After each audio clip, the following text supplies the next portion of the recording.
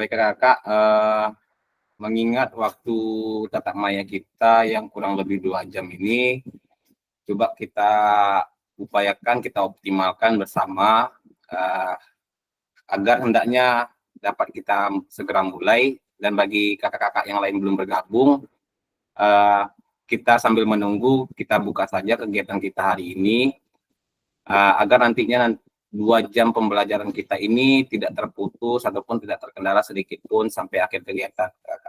Baik kakak-kakak, bismillahirrahmanirrahim.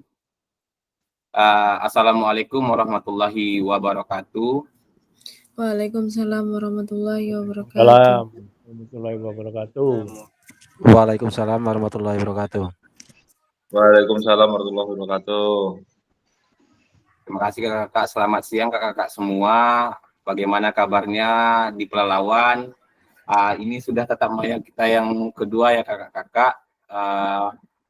Semoga kakak-kakak semua saat ini dalam keadaan sehat walafiat, tidak ada terkurang, tidak ada terkendala sedikit apapun. Dan kakak-kakak juga mudah-mudahan hingga akhir kegiatan kita ini dapat menjalankan tugas dalam keadaan sehat walafiat kakak. Baik kakak-kakak, seharusnya alur kegiatan kita ini hendaknya agar diberikan keberkahan. Ketua kelas hendaknya memimpin dulu, membuka dengan doa bersama. Nanti juga kita akan tutup juga dengan doa bersama. Dikarenakan ketua kelas kita saya lihat belum bergabung, mungkin saya ambil alih aja.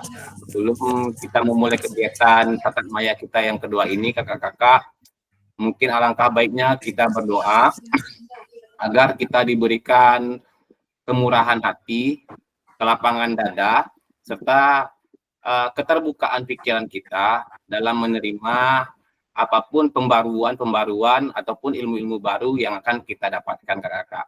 Baik, izin kakak-kakak saya memimpin doa pada kegiatan kita pada siang hari ini. Mungkin berdoa di dalam hati saja. Bisa kita mulai, berdoa dimulai.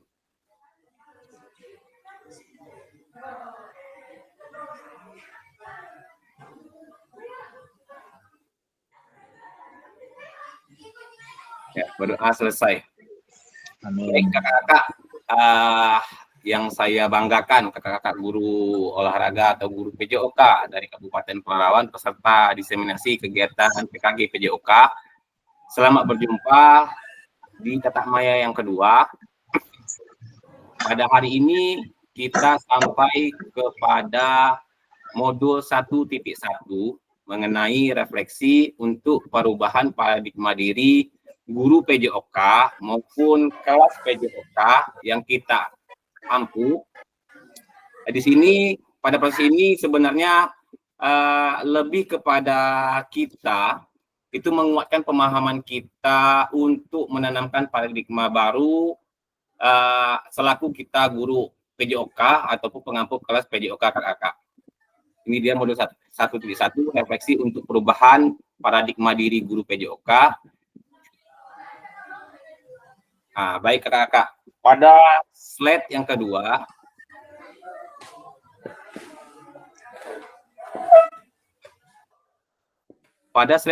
ini kita membahas kesepakatan bersama kita, dan mungkin ini sebagai tolak ukur awal ataupun perjanjian kelas, mungkin kontrak belajar kita sudah lakukan juga kita terapkan di sekolah kita masing-masing. Tentunya di kegiatan ini juga kita membuatkan kesepakatan kelas bersama kita, yang mana sebentar kakak saya menerima kakak-kakak lain untuk bergabung. Yang mana kesepakatan kelas bersama ini kita bisa lihat pertama, hendaknya menyalakan kamera.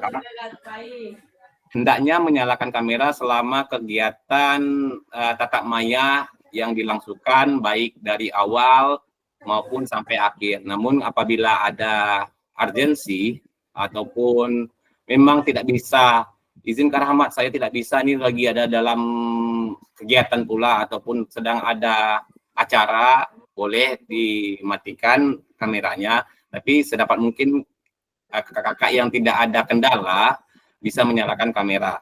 Baik, yang kedua, kesepakatan kita mematikan mikrofon selama proses kegiatan tatap maya ini, agar hendaknya apapun yang disampaikan, baik itu pembimbing lah ibaratnya fasilitator, ataupun ada pendapat dari teman-teman yang sedang mengajukan pendapat ataupun mengajukan saran, hendaknya kita yang tidak berpendapat matikan mikrofon. Namun nanti apabila kakak-kakak ingin Kak saya menyampaikan pendapat atau ingin saya bercerita nih Kak cerita reflektif saya, boleh dibuka mikrofonnya selama proses kegiatan dengan cara nanti alurnya klik tombol raise hand kakak-kakak. Sebelumnya klik tombol raise hand dulu, nanti akan saya panggil yang menunjuk tangan, baru bisa dibuka mikrofonnya kakak-kakak. Yang ketiga, hadir seutuhnya.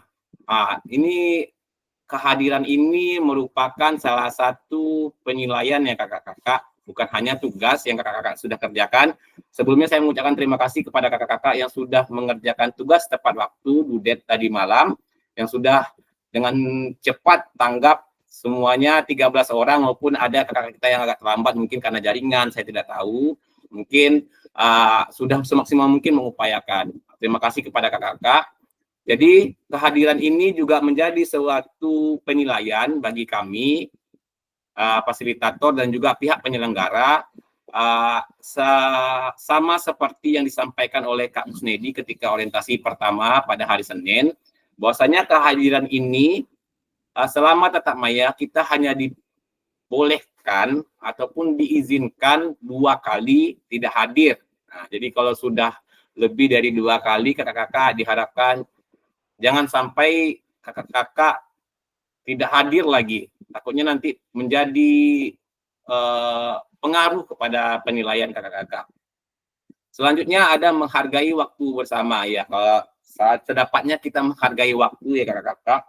Yang dimana contohnya ketika kita ingin memulai tatap maya ini diharapkan ataupun disegerakan kakak-kakak masuk ke ruang tatap maya sesegera mungkin, walaupun nantinya kalau ada, saya masih di jalan Pak Rahmat, ada pemakluman, tapi kalau memang tidak ada kendala sedikit apapun, coba diusahakan kita menghargai waktu, tepat waktu kakak.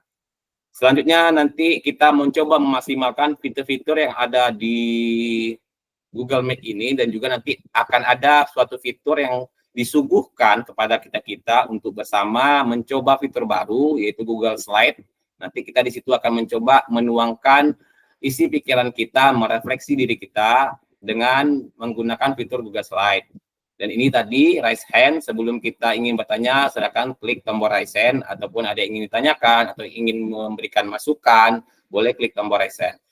Yang terakhir, mengenai gangguan ya kakak, gangguan teknis, namanya tatap maya, ruang virtual, tentu dinamika ini sering kita jumpai, baik itu kendala jaringan ataupun mati lampu lah misalkan juga, itu suatu yang bisa dimaklumi, masih ada pemakluman, namun diharapkan apabila semua itu sudah terlewati ataupun gangguan itu sudah hilang, kakak-kakak dihendaknya bisa kembali lagi ke ruang tatap maya kakak-kakak. Baik kakak-kakak, kita masuk ke slide yang ketiga. Di sini tujuan dari kita mempelajari ataupun memahami ruang tatap maya kita yang kedua ini, tujuannya secara luas adalah memfasilitasi kakak-kakak memfasilitasi pembelajaran PJOK yang berpusat pada murid secara efektif, bermakna, menyenangkan, dan reflektif. Di sini ada kata-kata reflektif, sudah kita bahas sedikit pengantar di tatap maya 1, yang mana ketika itu kakak-kakak berpendapat melakukan refleksi itu gunanya untuk memperbaiki diri, mengoreksi diri, semua jawaban kakak-kakak betul. Ada juga saya menyampaikan sebuah analogi kemarin, seperti kita bercermin ya kan kakak-kakak, apa yang sudah kita lakukan dalam proses pembelajaran kita, coba kita bercermin, berumpama bercermin, apa yang perlu diperbaiki, yang dikoreksi, apa yang harus lebih dikuatkan kalau misalnya baik, seperti itu kakak. Lalu nanti ada capaian akhir pelatihan kakak-kakak. peserta didik, kakak-kakak peserta mampu bersikap reflektif. Itu tadi, bisa menerapkan sikap reflektif dalam melaksanakan profesinya sebagai guru PJOK sehari-hari. Jadi kita diharapkan pada kegiatan ini capaiannya, kita sebagai guru PJOK diharapkan harus terus bersikap reflektif, ingin berubah, ingin mengoreksi diri kita, jangan kita menganggap bahwasanya kita guru, kita sudah benar, karena ilmu itu selalu berkembang ya kakak-kakak. Dan juga seperti yang diminta ataupun yang sering digaung-gaungkan sekarang oleh Kemendikbud, bahwasanya proses kegiatan belajar mengajar ini sekarang harusnya hendaknya adalah student center yang keberpihakan kepada murid, yang berpusat pada murid, bukan lagi pada rutinitas kita selama ini. Mungkin juga termasuk saya sendiri, merefleksi diri saya sendiri, yang lebih dominannya itu saya sebagai teacher center. Hendaknya kita sekarang ingin coba lebih mendalamkan setiap kegiatan kita selama proses belajar mengajar, itu kita harus bisa menerapkan bersikap reflektif. Baik, ini adalah capaian khusus kita pada kegiatan Tatap Maya ini. Setelah menyampaikan modul refleksi untuk paradigma perubahan diri guru PJOK, kakak-kakak diharapkan mampu memahami konsep dan pentingnya melakukan refleksi dan menghubungkannya dengan keberpihakan pada murid. Jadi itu tadi seperti yang saya bilang tadi, kita harus lebih rutin dan juga harus lebih mulai membiasakan untuk melakukan refleksi diri selama kita melakukan proses pengajaran. Jangan kita hanya, maafnya kakak-kakak, kita hanya melepas tanggung jawab saja datang ke sekolah, mau anak-anak kita aktif, sebagian orang yang tidak aktif kita acukan, jangan seperti itu lagi. Coba kita rubah paradigmanya. Diharapkan kita lihat dari proses pembelajaran ataupun kegiatan belajar mengajar kita pada hari ini, apakah sudah maksimal, apakah sudah ataukah belum. Jadi kita selalu melakukan refleksi diri, kakak. Yang kedua, mengimplementasikan menulis refleksi menggunakan model refleksi yang berbeda-beda. Nanti kita akan mengenal model-model tulisan refleksi. Pada kegiatan ini kita akan belajar bagaimana cara menulis dengan baik model-model refleksi, kakak. Baik kakak-kakak, tujuan dari sesi ini yang pertama, kakak-kakak dapat mengulas kembali framework refleksi yang sudah dipelajari sebelumnya. Ini yang dipelajari sebelumnya dalam arti kata kakak-kakak sudah membaca yang tertera pada modul LMS kakak-kakak. Yang sebelumnya sudah saya ingatkan, coba kakak-kakak baca model-model framework, ada framework Borton nantinya kita bahas, dan juga framework Gibbs, itu adalah model tulisan refleksi yang tertera pada LMS. Kemarin saya sudah mengingatkan, mungkin kakak-kakak semua sudah membaca. Yang kedua, peserta dapat menghasilkan 3 tulisan refleksi. Nanti kita akan mencoba menulis 3 tulisan refleksi kita ke dalam 3 babak. Ini yang saya sebut tadi, kita akan menggunakan yang namanya Google Slide. Kita akan menggunakan Google Slide untuk menulis refleksi kakak-kakak. Ya baik, adapun agenda kita nanti mereview framework yang sudah kita baca, yang sudah kita pahami bersama melalui LMS, dan model tulisan refleksinya kakak. Nanti ada 2 yang saya sebut, ada framework Borton dan juga ada framework Gibbs. Yang kedua nanti, ini dia agenda kita. Kakak akan diminta mencoba menuliskan refleksi ke dalam 3 babak, berarti ada 3 sesi. Sesi pertama tentu ada pertanyaan pematiknya untuk menulis refleksi. Di sesi kedua nanti juga ada, dan ditutup juga sesi ketiga. Baik kakak-kakak, ini pun jadwal ya, jadwal tatap maya kita, agenda tatap maya kita, yang mana 5 menit awal sudah kita lakukan seperti pembukaan, mengingat kesepakatan bersama atau kesepakatan kelas, pemaparan tujuan sesi, dan penjelasan agenda kegiatan.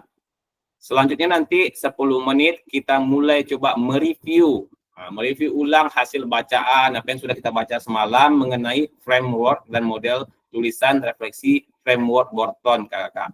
Nanti kita akan coba bersama-sama berdiskusi 10 menit bagaimana sih menurut pendapat kakak, apa sih itu framework Borton, dan juga 10 menit berikutnya kita akan membahas atau mereview ulang lagi bahan bacaan kita melalui LMS semalam tentang mengenai framework dan model tulisan framework Gibbs kakak-kakak. Nanti kita coba juga akan sharing ini nanti sharing ya kakak, sharing bagaimana pengalaman yang kita rasakan di sekolah.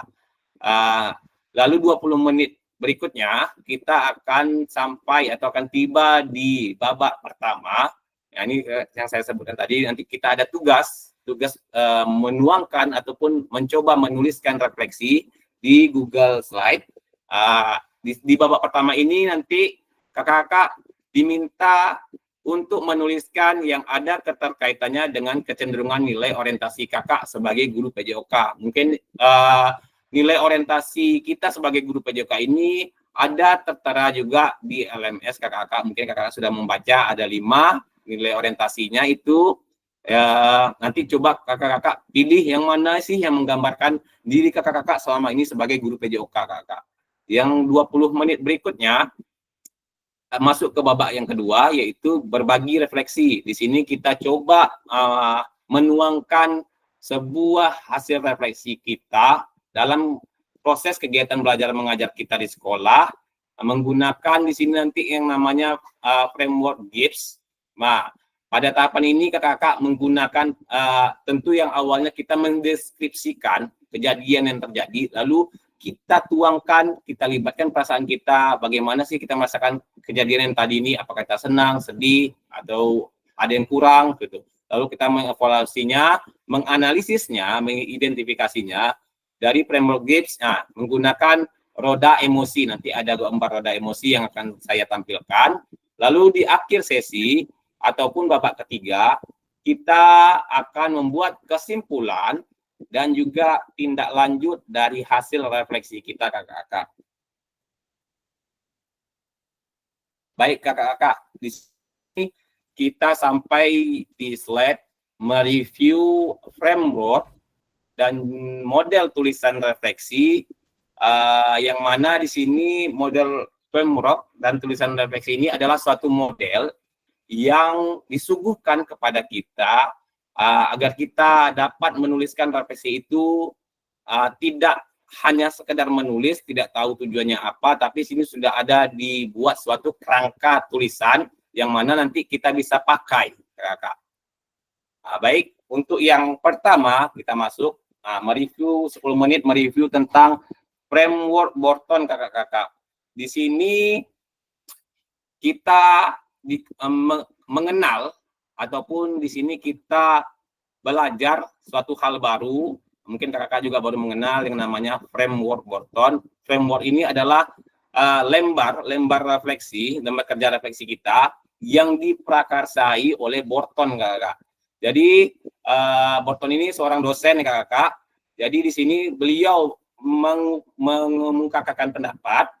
Ada 3 cara menulis refleksi. Yang pertama itu apa, lalu terus apa, dan sekarang apa.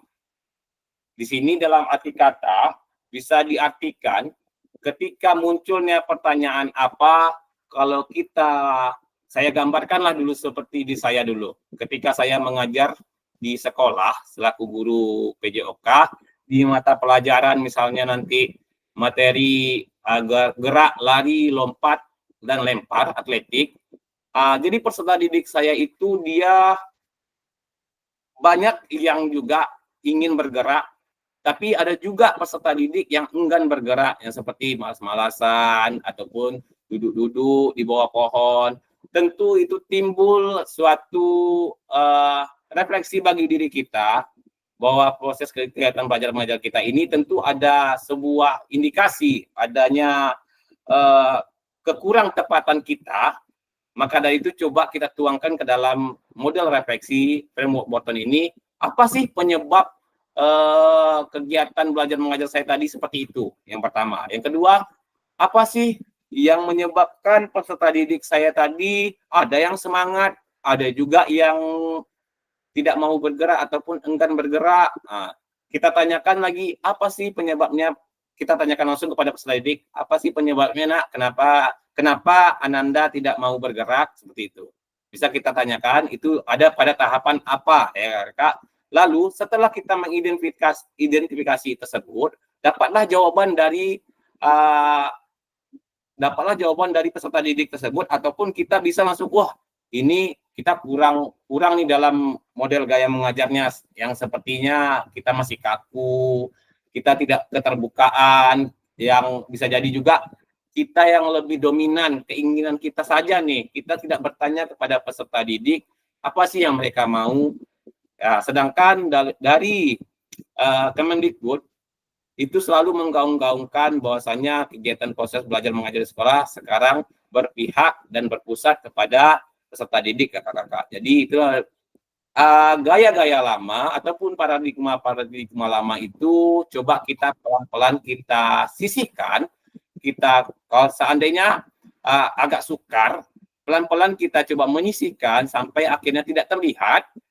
Kita coba memakai paradigma baru ataupun pemahaman baru yang mana sekarang ya memang kita dituntut untuk melayani peserta didik karena peran kita sekarang sebagai guru adalah fasilitator juga, kakak-kakak. Peran kita sebagai guru di sekolah adalah fasilitator yang membimbing peserta didik. Biarkan peserta didik itu melakukan keluasan terhadap gerak-gerak yang diinginkan, tapi dalam konteks tetap kita harus menyampaikan tujuan pembelajaran kita, jangan di luar itu, jangan sesuka hati mereka.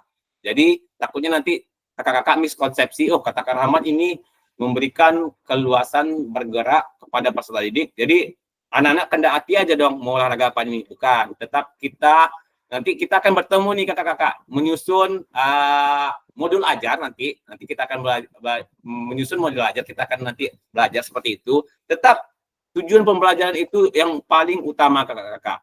Tujuan pembelajaran itu yang paling utama. Izin kakak bentar, apakah ada yang resen? Tidak ya. Baik, saya lanjutkan. Baik, Kak Asep. Boleh Kak Asep, dibuka mic-nya Kak Asep. Oke, terima kasih Kak atas waktunya. Saya izin bertanya. Ketika kita kan di sini dikatakan apa? Kita bertanya kepada anak apa sih yang mereka mau, bagaimana yang mereka inginkan, sesuai dengan tujuan pembelajaran yang akan kita lakukan. Tetapi bagaimana cara kita membuat anak itu apabila apa yang mereka mau itu tidak sesuai dengan tujuan pembelajaran yang kita lakukan? Bagaimana sikap kita menanggapi itu? Karena kan kebanyakan anak-anak, pengalaman saya di sekolah itu anak-anak pengennya, Pak main bola aja Pak main voli. Sedangkan tujuan pembelajaran kita yang akan kita capai itu tidak hanya di bidang itu gitu. Dan jika kita hanya berpatokan dengan apa sih yang mereka mau, kita apa yang harus kita lakukan ke depannya gitu Kak. Baik Kak Asep. Ada lagi Kak Asep? Sudah? Sudah Kak. Oke, baik. Izin ya Kak Asep, saya menanggapi. Terima kasih pertanyaan Kak Asep. Pertanyaan ini timbul juga Kak Asep. Saya tanyakan juga kemarin ketika saya menjadi peserta Kak Asep kepada fasilitator saya. Saya tanyakan karena dinamika ini Kak Fasil, izin saya bertanya. Di sekolah saya itu mungkin karena saya kan pengampu guru PJOK di kelas tinggi Kak Asep, di SD, kelas 5-6. Jadi kelas 3, kelas 4 mungkin saya kurang guru PJOK Kak Asep. Di sekolah saya ini memang saya sendiri guru PJOK. Jadi kelas 1 sampai kelas 4 itu guru kelas yang menggantikan peran guru PJOK, Kak Asep. Jadi kan selama ini mereka itu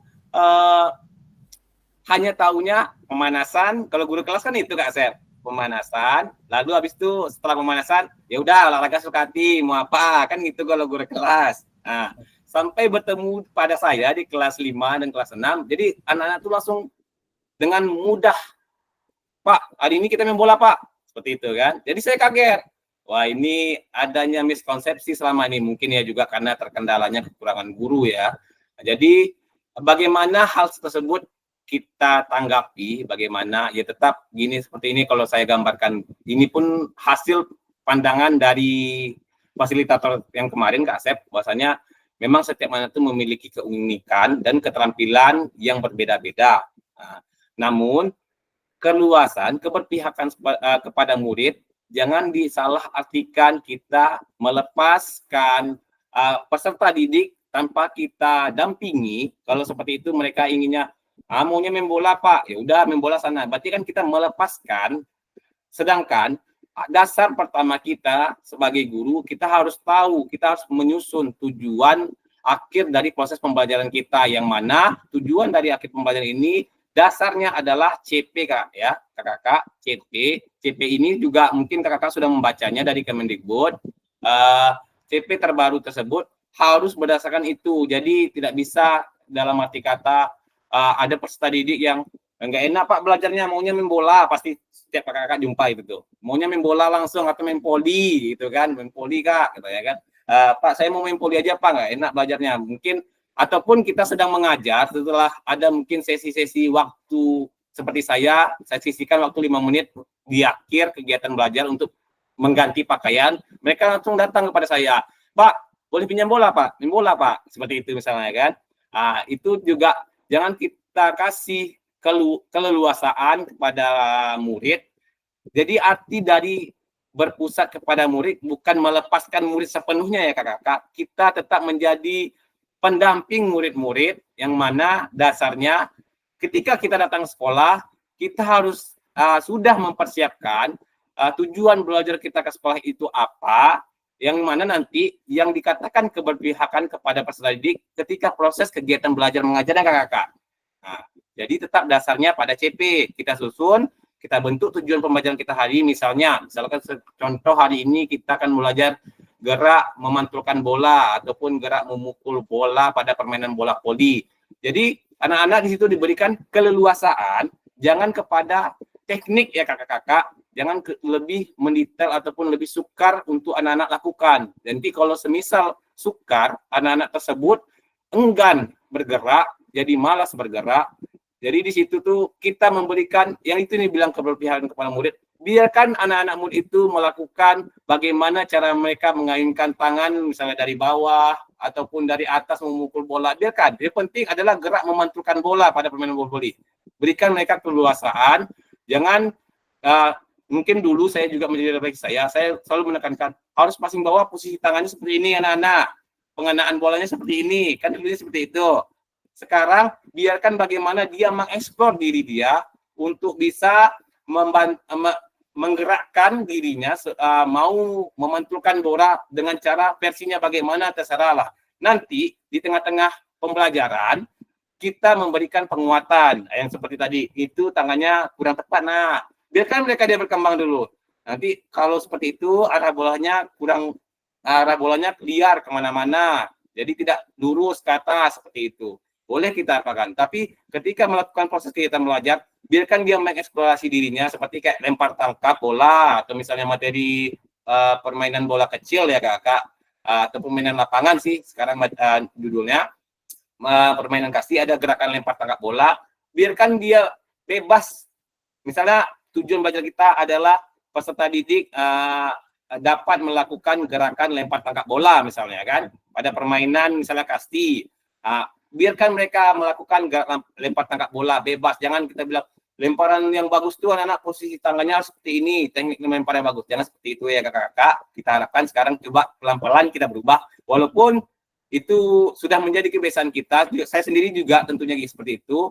Tapi pelan-pelan, biarkan mereka pertama mengeksplor diri dia, bebas mau lempar atas, mau lempar dari bawah, mau dari samping. Berikan dia keleluasaan dan nantinya setelah mereka melakukan hal tersebut, barulah kita memberikan penguatan kepada peserta didik tersebut. Misalnya, nah dengan cara seperti tadi, anak bapak melemparnya dengan posisi seperti itu, lihat lemparannya, lihat kawannya posisinya kan dekat. Kalau dengan jarak segitu menarikkan tangannya ke belakang, tentu lemparnya akan jauh. Kita boleh memberikan kekuatan. Tapi ketika proses belajar, biarkanlah itu yang dibilang keberpihakan kepada peserta didik, biarkan mereka mengeksplor dirinya bagaimana misalnya gerak tersebut kayak tadi lempar tangkap, ya biarkan aja dia mau lempar dari atas, mau dari samping, mau dari bawah, biarkan dulu dia mengeksplor dulu, nanti kita yang mengembangkan. Jangan sampai kayak dulu saya mengira seperti itu juga Kak Asep, oh berarti berpihak pada peserta didik ini ya kehendak hati peserta didik, ternyata saya salah juga, miskonsepsi juga. Berarti tetap pada tujuan kita, tujuan pembelajaran kita yang didasari oleh capaian pembelajaran atau CP kita ya kakak. Nanti kan saya kirimkan deh KCP terbaru. Nanti kakak bisa baca nanti KCP terbaru ya kakak. Baik Kak Asep, bagaimana Kak Asep? Ya, terima kasih Kak atas tanggapannya. Sama-sama Kak Asep. Baik, Kak Samsul, boleh dibuka mic-nya Kak Samsul?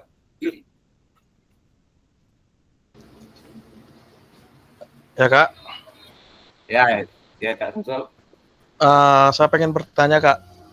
Mm-hmm. Ini kan mungkin setiap sekolah mungkin punya kendala masing-masing gitu loh. Dan Iya, Kak. saya alami di tempat kerja saya dan sekolah saya selalu kekurangan alat peraga Kak. Dan itu Wah.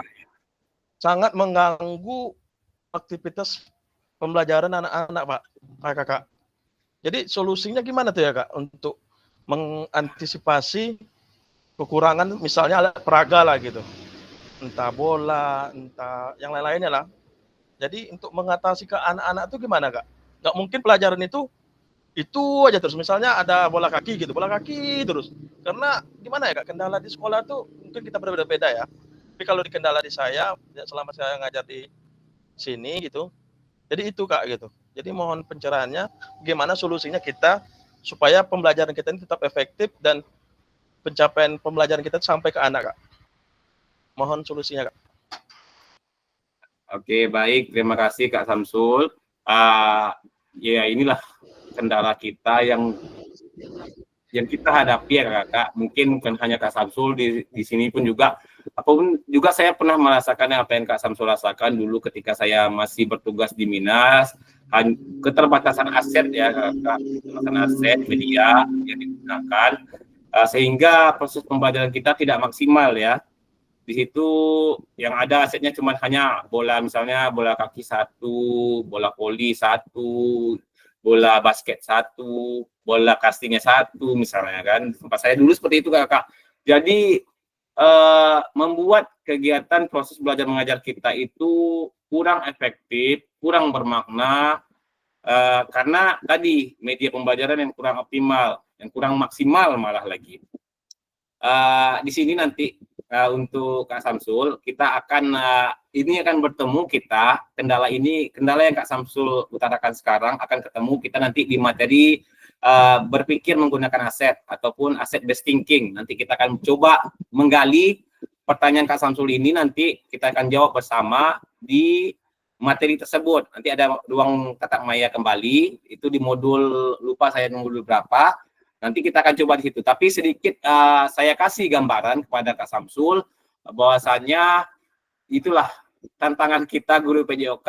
Kalau tidak menggunakan media, rasanya kurang afdol ya, kayak makan sayur lah misalnya, kurang garam, jadi kurang sedap ya. Betul Kak. Ya betul ya Kak. Kurang greget gitu Kak. Kurang greget ya, untuk mengajarnya itu. Iya betul Kak. Ya balik itulah dinamika kita yang kita jumpai di lapangan, apalagi di sekolah kita. Kita juga kurang entah memang di sekolah kita ini mungkin anggarannya yang tidaklah terlalu banyak, tapi bisa saja sebenarnya dialihkan, disisihkan untuk kita, karena kita juga tidak menuntut setiap kegiatan belajar mengajar suatu alat yang baru, tidak. Ya nanti coba bersama-sama kita diskusikan nanti di ruang tatap maya. Tapi sedikit saya kasih gambaran, Kak Samsul bisa memodifikasi alat ya, saran saya memodifikasi alat apa yang diinginkan. Seperti kalau misalnya bermain yang ala-ala sederhana saja, tentu kalau untuk ini alatnya nggak standar Kak, ya memang tidak standar, tapi asalkan dapat membantu agar kegiatan proses belajar mengajar kita itu lebih efektif, apa salahnya tidak kita coba gitu kan? Apa tidak salah kita coba gitu. Nah, itu aja mungkin gambaran dari saya Kak Samsul. Nanti mungkin untuk pendalamannya nanti kita bahas di pemikiran berpikir aset ya, aset based thinking nanti di tatap berikutnya Kak Samsul. Siap Kak, siap. Terima kasih Kak Samsul. Baik Kak Aziz, boleh Kak Aziz dibuka mic-nya Kak Aziz. Ketua duduk. Boleh Kak Aziz. Ketua tidur. Ada yang ingin.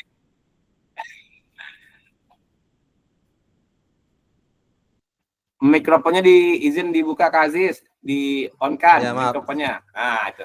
Nah, sebelumnya Assalamualaikum warahmatullahi wabarakatuh. Ah, Waalaikumsalam warahmatullahi Waalaikumsalam wabarakatuh. warahmatullahi wabarakatuh. baru ikut bergabung juga ini dan ada Samsul, ada Adra, ada Sudir, ada Yeni itu. Sebenarnya Bapak jadi belajar lagi nih. Sebenarnya anak-anak Siap guruku. dulu ini Itu guruku itu. Pak Ajis guruku. semua Ya, senior Siap ya, guru. Kak, ya. belajar. Nah, Siap jadi guru. Senior tuh kita kakak. tanda Senior. tangan. PPL ya sama Pak Ajis juga, Adra juga, awak jadi sekarang sama-sama belajar. Yang saya Siap, Pak. tanyakan tadi kita sama-sama dengarkan juga penjelasan dari fasilitator, itu kan siswa yang harus aktif gitu kan.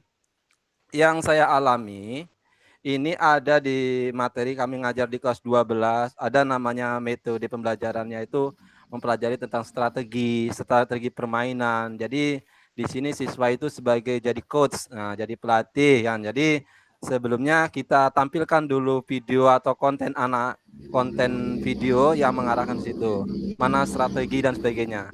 Setelah itu kita ingin untuk siswa itu menjabarkan di lapangan bagaimana itu.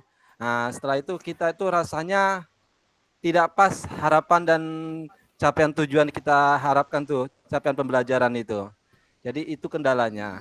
Dan apalagi yang sebelumnya saya mengajar Adra juga, itu metodenya kalau saya ngajar dulu, mungkin lebih cenderung saya sendiri yang suruh praktek terlebih dahulu karena Bapak bisa, harus anak juga harus bisa. Kan gitu metodenya dulu. Jadi kalau Bapak bisa, Adra harus lebih bisa dari Bapak, kan gitu. Jadi itu metodenya dulu. Kalau sekarang sebenarnya lebih simpel lagi. Anak suruh kreatif, tapi ya itulah tidak tercapai juga sasaran yang saya harapkan. Nah, itu aja. Bagaimana metode ke depannya kita sama-sama coba evaluasi kakak fasilitator yang sudah pengalaman bagi-bagi ilmunya. Terima kasih, itu aja. Ya, baik. Terima kasih Kak Aziz. Jadi Kak Aziz izin dari SMA ya Kak Ya. Aziz ya? Iya. Oh Dari iya. SMA. Ya, itulah. Jadi dinamika juga sebenarnya pembahasan ini kemarin waktu saya jadi peserta, jadi ada juga rekan yang dari SMA 2 orang juga mengutarakan pendapat yang sama. Kalau misalnya anak SMA tuh dibuat seperti ini, rasanya mereka kurang tertarik nih Kak, ya kan? Kurang tertarik kalau hanya untuk mengkonsumsi geraknya saja sesuai dengan CP yang terbaru katanya kan. Anak-anak itu kan lebih dominan dia kepada kebidangannya. Kalau sebenarnya sepak bola dia memang pandai bagaimana skill taktiknya seperti itu kan. Itulah yang jadi dinamika kita, apalagi khusus SMA, ya kembali kepada kita ya kakak, bagaimana style mengajar kita dan juga bagaimana cara kita ibaratnya mensugestikan kepada peserta didik agar peserta didik ini tanpa dia sadar mau melakukan tanpa kita perintahkan seperti itu. Bagaimana kita cari, tentu kakak apalagi Kak Aziz izin kakak senior, mungkin pengalaman lebih banyak daripada saya ini. Mungkin ada metode-metode atau style-style gaya-gaya yang bisa menimbulkan minat peserta didik untuk dapat dia aja yang lebih center nih, lebih bergerak, ibaratnya peserta didiknya lebih center daripada kita. Kita hanya membimbing. Baik, kalau gitu yang diinginkan lanjutkan. Nah, kalau misalnya bagus, kalau misalnya kurang tepat nih, coba dirubah. Apalagi usulan yang baik yang lain seperti itu. Kalau dari saya Kak Aziz, kalau SMA, karena saya SD, jadi belum pernah dinamika anak SMA ini bagaimana proses pembelajaran di SMA juga kurang Siap. Ya, sama-sama siap. Baik Kak Jananda, apa nih Kak Jananda? Ada penguatan Kak Jananda? Boleh buka mic Anda. Terima kasih kesempatannya buat Kak Fasilitator, Kak Rahmat. Jadi ada sedikit pertanyaan nih tentang metode pembelajaran. Kan pendidikan jasmani ini, olahraga ini kan merupakan salah satu mata pelajaran di sekolah yang dapat mempengaruhi kehidupan peserta didik. Mulai dari aspek psikomotor, keterampilan gerak anak, dan sampai aspek kognitifnya yang di pengetahuan. Jadi kami di sekolah ini ada salah satu anak itu dia tergolong anak yang harus sekolahnya itu pendidikan inklusif itu, kayak seperti oke. sekolah luar biasa itu. Jadi tidak semua anak bisa mengikuti apa yang kita ajarkan, Pak. Itu bagaimana caranya? Contohnya seperti ini. Ada salah satu anak yang cacat gitu. Sementara kita mengajarkannya itu ada hal-hal gerak psikomotor itu yang tidak bisa kita capai untuk anak tersebut. Bagaimana itu caranya, Kak? Dan juga kami pengen pengetahuannya juga supaya tidak ada terjadi perundungan di dalam kelas itu bagaimana terhadap anak yang spesial ini. Itu, Pak. Terima kasih. Baik, Kak.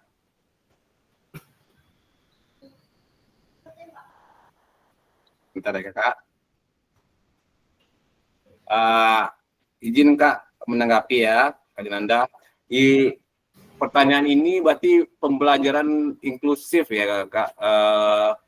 Di mana mungkin ya kita pun di sekolah negeri sekarang tidak boleh, pula ada peraturan yang menyatakan tidak boleh menolak anak mendaftar ya, Kak.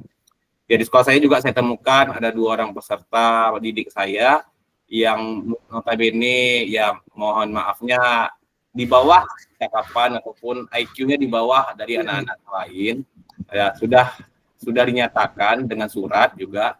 Jadi di sini kita selaku guru olahraga juga tidak Kak Junanda, tidak boleh tidak memiliki rasa kepedulian. Tapi sebenarnya kita ini peduli, cuman kan takutnya nanti ketika kita melakukan itu dia nggak bisa gitu ya kan. Jadi ada pula problemnya.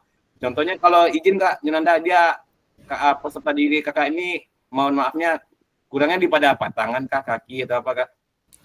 Itu ada yang pada IQ-nya gitu. IQ ya. Rata-rata, bahkan ada juga yang seperti cacat lah gitu istilahnya, yang jalannya tidak seperti kita gitu. Iya. Nah, kakinya itu dia bisa jalan tapi dia tidak selayaknya kita yang normal lah gitu. Iya. Baik, ya selaras dengan pendidikan inklusif, di situ dinyatakan kita memberikan bukan hak keistimewaan, tapi ya memang seandainya kita memiliki peserta didik kita yang memiliki hak istimewa tersebut, janganlah kita pasif tidak memperhatikan beliau ataupun sampai dia merasa terkucilkan, karena pada dasarnya setiap anak-anak itu memiliki kodratnya masing-masing. Dan juga kalau dalam kurikulum semua peserta itu sama, harus mendapatkan pembelajaran yang sama tanpa pandang bulu, tidak ada pengecualian. Jadi ya balik ke diri kita sendiri, bagaimana kita merefleksinya untuk apabila kita di situasi tersebut, pandai kita yang mengkondisikan, mungkin yang seperti ini kalau untuk anak yang biasa kita berikan yang seperti ini pemaparannya. Kalau untuk yang anak seperti ini kita berikan yang hampir sama, janganlah pula tidak sama ya kakak. Jangan sampai dia merasa kok aku dibedakan, orang itu melakukan larinya 10 kali, kok aku cuma 5 kali, ataupun bisa kakak-kakak nanti melakukan variasi-variasi yang jangan sampai menyinggung anak tersebut, dan juga supaya anak tersebut dapat belajar merasakan pembelajaran sama seperti anak-anak yang lainnya. Gitu maksudnya Kak Junanda.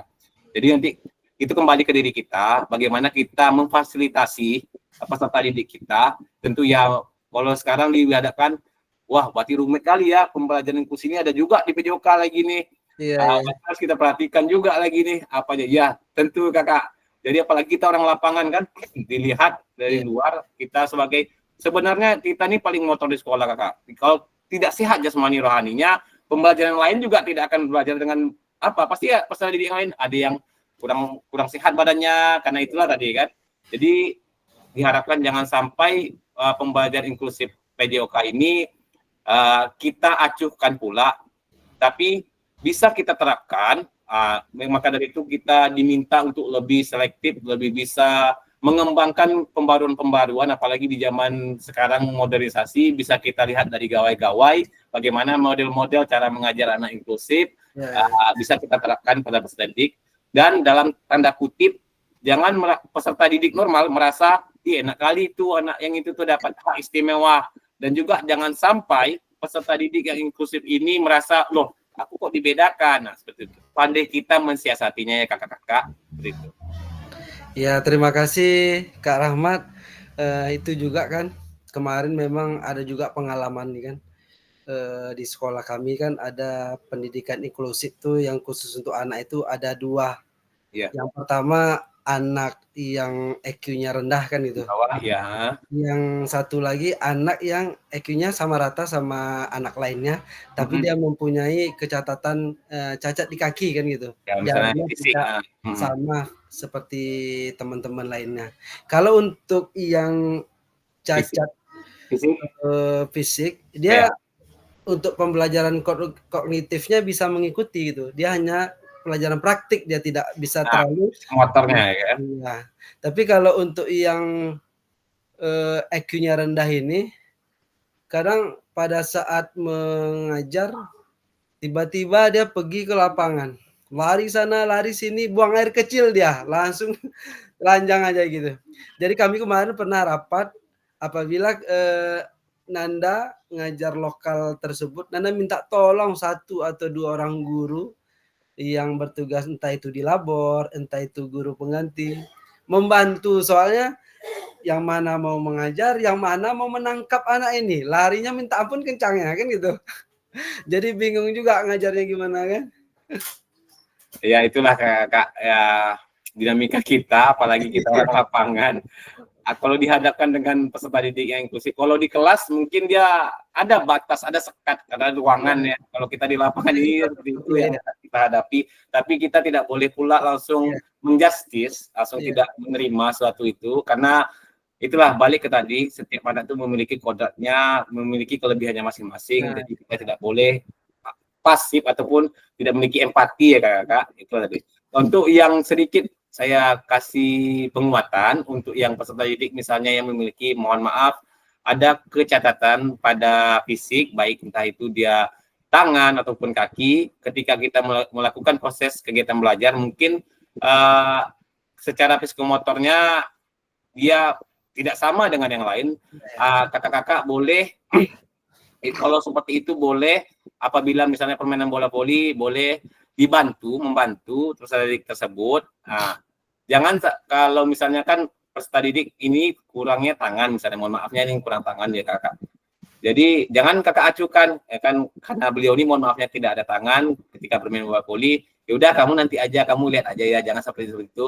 Berilah, dampingi beliau dengan cara ataupun model ataupun gaya kita, supaya peserta ini merasa seperti punya tangan dan mau dan bisa melakukan itu dengan bantuan kita. Jadi tidak ada tersisihkan peserta didik ini. Ataupun sebaliknya, apabila nanti ada peserta didik kita yang memiliki kecacatan pada kakinya, mohon maaf tidak, ataupun kakinya kecil sebelah ataupun tidak ada, ketika proses belajar ada kegiatan belajar yang banyak dominan pada kaki, itu bisa kakak-kakak alihkan, ataupun kalau dialihkan juga tidak apa-apa kakak-kakak, kalau memang sudah tepat pada kecatatan pada kaki dialihkan, ataupun lebih kalau dialihkan itu sudah terakhir ya kakak, kalau bisa dikurangi yang dominan menggunakan kaki, seperti itu, supaya peserta didik tersebut tidak merasa seperti wah kekurangan lah gitu ya. Nah gitu, betul kak. Ataupun kita aktif membantu beliau seperti dia merasa wah sama nih sama yang lain, bisa melakukan aktivitas kegiatan belajar hari ini, itulah kak. Oke, terima kasih kak. Baik kak Jun. Oke, baik kakak-kakak, kita lanjutkan ya kakak. Jadi seperti itu Pak Borton. Sebagai contoh refleksinya, seperti saya katakan tadi, kita contohkan di sekolah ada peserta didik yang kurang minat, ataupun entah karena gaya mengajar kita yang kurang tepat, ataupun tujuan belajar kita yang masih ngawur ataupun masih mengambang, sehingga peserta didik ini bingung mau ngapain, yang menimbulkan peserta didik ini malas untuk bergerak. Setelah itu kita lakukanlah refleksi ini, apa sih penyebab kegiatan belajar proses mengajar saya tadi seperti ini nih, kenapa nih peserta didik seperti ini. Lalu kita teruskan ke pertanyaan, terus apa? Kita mulai mengidentifikasi apa sih penyebab proses kegiatan belajar saya tadi tidak maksimal, sehingga menyebabkan peserta didik saya ada yang duduk-duduk di bawah pohon, yang tidak semangat melakukan gerak, seperti itu. Nanti di akhir dari kegiatan refleksi Borton ini kita diminta untuk sekarang apa sekarang setelah kita mengidentifikasi, dapat kita identifikasi, sekarang apa yang akan kita lakukan untuk kedepannya supaya kejadian seperti ini tidak terjadi lagi pada kita. Itu mungkin yang diharapkan oleh framework Borton, kakak-kakak. Baik, izin saya lanjut ke slide yang berikutnya. Ini dia kakak-kakak. Yang kedua, kita akan coba mereview, mengulas ulang mengenai model refleksi, tulisan refleksi, framework Gibbs. Ini framework Borton dan Gibbs ini dikatakan berbeda, tentu berbeda. Dikatakan sama, hampir sama.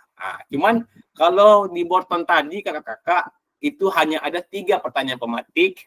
Di sini ada 6. Mungkin kakak-kakak sudah membaca ini dari modul mengenai tentang framework Gibbs, kakak-kakak. Sebentar saya coba ganti.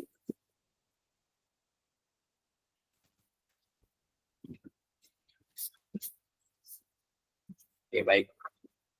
Di slide sebelah sini coba kakak-kakak, kira-kira saya ingin bertanya nih kepada kakak-kakak nih. Alur, kalau tadi kan sudah nampak nih dari kiri ke bawah ke atas, dari apa, setelah itu lalu apa, nanti bagaimana? Kalau ini gimana kakak-kakak? Framework sih. Dimulai dari mana kira-kira nih? Boleh kakak open mic. Dimulai dari mana kita memulai tulisan refleksinya kalau framework tips?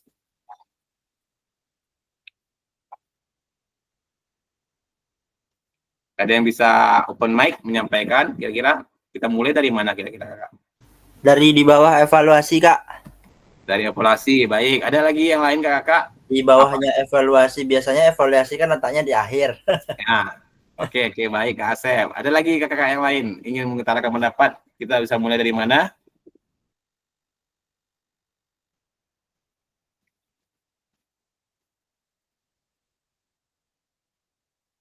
Mungkin ini kakak sudah kakak baca juga di LMS yang kemarin saya tampilkan videonya, bahwasannya sebelum kita melakukan tatap maya hendaknya kita membaca pengantar modul-modul, nanti ketika tatap maya kita lebih dikuatkan, seperti itu maksudnya. Jadi nanti kedepannya izin kakak-kakak sebelum tatap maya dilakukan, coba dibaca-baca lagi pengantar materi yang ada pada modul LMS tersebut kakak-kakak. Jadi ini sedikit saya lanjutkan. Jadi framework Gibbs ini dimulai dari deskripsi kakak-kakak. Kita mendeskripsikan yang awal ini, dimulai dari atas dulu, mendeskripsikan apa sih kejadian yang terjadi. Kita mendeskripsikan apa sih kejadian yang terjadi pada proses pembelajaran kita. Lalu setelah itu di tanda tanya ini, itu seharusnya ada jawabannya feel ataupun perasaan ya kakak. Ini sebenarnya adalah ruang diskusi, tapi langsung saya jawab saja.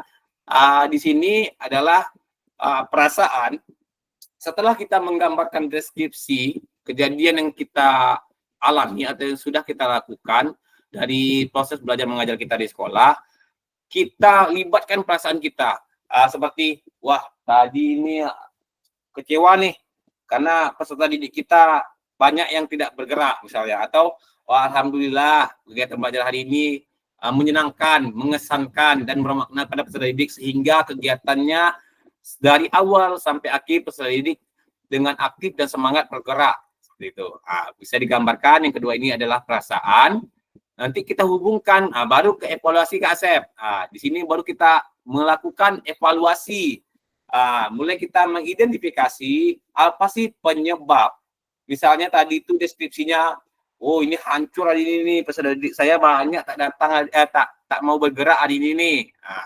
Jadi perasaan kita kecewa, baru kita mulai mengevaluasi, mengidentifikasi apa sih penyebabnya gitu kan? Apa penyebabnya? Di sini mulai kita petakan, menganalisa, ya sama tadi mengidentifikasi, menganalisa. Di sini analisis ya. Setelah evaluasi kita analisis, ya. Kita mulai mengidentifikasi, menganalisa, oh penyebabnya ini nih, karena kurang tepatnya tujuan pembelajaran kita, atau karena gaya mengajar kita yang masih terlalu, mohon maafnya, masih kita komando nih, masih kita yang pengen mau di depan daripada murid. Padahal yang diinginkan sekarang itu coba semua proses pembelajaran itu berpihakan kepada murid ataupun berpusat pada murid.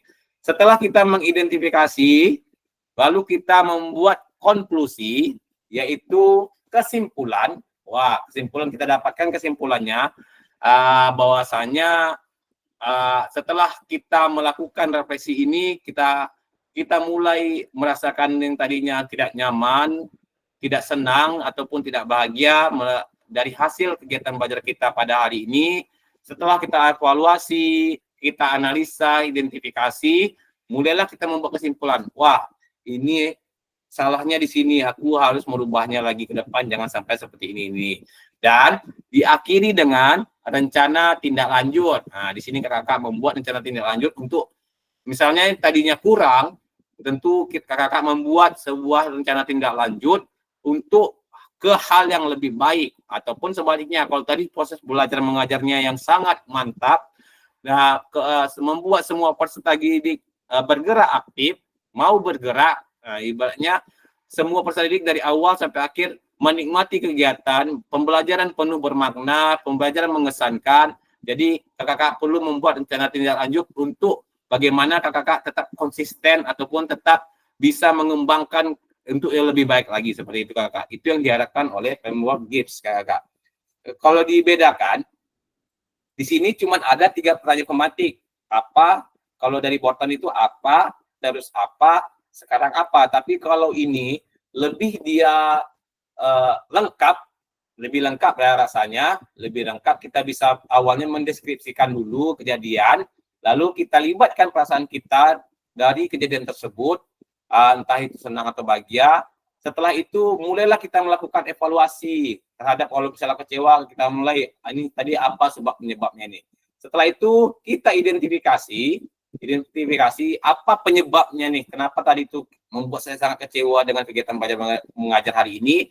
Setelah dapat, kita buatlah kesimpulan, nanti diakhiri dengan membuat rencana tindak lanjut untuk kedepannya supaya kita menjadi mengevaluasi diri kita lebih baik lagi kakak.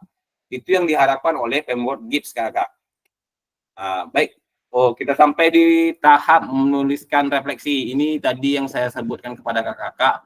Kita diminta untuk menuliskan refleksi diri kita ke dalam 3 babak nantinya, yang nanti akan saya izin memberikan link Google Slide. Nanti kakak bisa menuangkan di situ. Itu adalah link Google Slide bersama kita. Saya bisa masuk, kakak-kakak yang lain bisa masuk ke dalam link itu secara bersamaan. Nanti kakak-kakak bisa memilih pada slide mana kakak-kakak membuat tugasnya. Untuk awal, tuliskan nama kakak tersebut dulu. Jadi kalau sudah tulis nama, mohon izin kakak-kakak yang lain jangan menuliskan di kolom slide tersebut ya kakak, bisa di bawahnya. Karena sudah saya buat 15 kolom slide itu tuh, untuk semua peserta. Jadi jangan dicoret-coret punya peserta yang lain ya kakak, izin. Jadi inilah dia tugasnya nanti, tulisan refleksi 3 babak. Mari kita baca kembali tulisan Bapak Ibu ataupun kakak-kakak pada LMS terkait apa kecenderungan nilai orientasi. Baik, ini mungkin nilai orientasi ini sudah kakak-kakak baca ataupun sudah kakak pahami. Ada 5 nilai orientasi kita sebagai guru PJOK. Mungkin kalau nantinya, waduh, enggak terbaca Kak Rahmat, nanti saya tampilkan nanti sudah saya persiapkan di Google, di dalam Google Slide-nya. Nanti kakak-kakak bisa membaca kira-kira yang orientasi kakak dari kelima bentuk orientasi guru PJOK ini, kakak-kakak cocoknya di mana nih gitu. Sebagai apa di antara 5 nih? Yang mana kakak kira-kira cocoknya? Lalu kakak-kakak menurut kakak-kakak seberapa dalam tulisan refleksi kakak-kakak? Betulkah itu sebuah refleksi singkat? Kaitkan dengan framework yang sudah kita bahas barusan. Bisa kakak kaitkan dengan framework GIPS atau Borton. Nanti bisa kakak kaitkan. Lalu nanti tugasnya, mari kita coba memperbaiki tulisan kakak-kakak dengan kegiatan menulis refleksi 3 babak. Baik, izin saya lanjutkan. Instruksinya, yang satu, silakan ini nanti sudah saya persiapkan link Google Slide-nya. Nanti akan saya kirim di Google Meet kita ini, ruang Google Meet kita di kolom chatnya nanti akan saya kirimkan. Yang kedua, kakak-kakak dapat menuliskan nama masing-masing. Nah, ini nama masing-masing di sudut kanan nanti bisa diedit itu kakak-kakak. Kakak tekan, edit, tuliskan nama kakak-kakak. Setelah itu, kakak-kakak akan diminta untuk membuat tulisan refleksi pada 3 babak. Nanti saya sudah siapkan babak 1 kolomnya ini, babak 2 kolomnya ini, babak 3 kolomnya ada di bawah. Nanti kakak-kakak tinggal mengisi itu, bahan tulisan itu sebagai bahan tugas juga dan bahan evaluasi dan refleksi juga bagi saya. Nanti kan saya simpan, nanti juga akan saya pertimbangkan sebagai proses penilaian. Jadi biar akan coba kakak-kakak dioptimalkan untuk mencoba hal baru ataupun aplikasi-aplikasi baru pada kegiatan PKG ini ya kakak, yaitu sekarang kita mencoba untuk Google Slide nantinya. Lalu nanti pas sudah didik penulisan analisis refleksi menggunakan deskripsi framework GIPS. Jadi semua hasil refleksi nanti dibuat dengan model framework GIPS kakak. Izin saya balikan lagi. Dengan 6 langkah-langkah ini kakak-kakak boleh mencurahkan dengan mendeskripsikan awalnya, lalu melibatkan perasaan kakak-kakak, setelah itu mengevaluasi dari hasil perasaan tersebut, kakak evaluasi, lalu dilanjutkan dengan membuat analisis, ya analisisnya, diakhiri dengan kesimpulan, analisis, lalu diakhiri dengan kesimpulan, dan juga nantinya di akhirnya kita membuat rencana tindak lanjut. Izin kakak-kakak, saya ada telepon sebentar, izin saya angkat.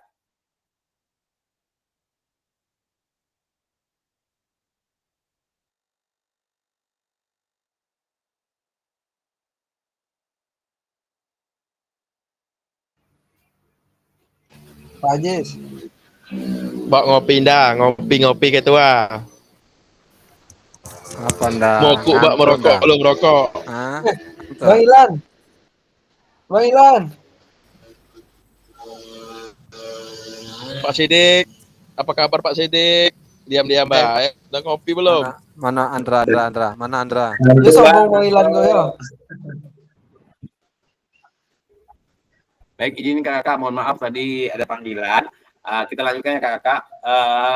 Jadi nanti kakak diminta coba menuliskan model refleksi, tulisan refleksi framework GIPS. Nanti ada kok, dari mana nih kakak? Karena saya bingung nih, apa yang mau ditulis nih? Nanti ada pertanyaan pemantiknya kakak. Kakak bisa menulis dari pertanyaan pemantik tersebut untuk membuat model tulisan deskripsi framework GIPS ini kakak.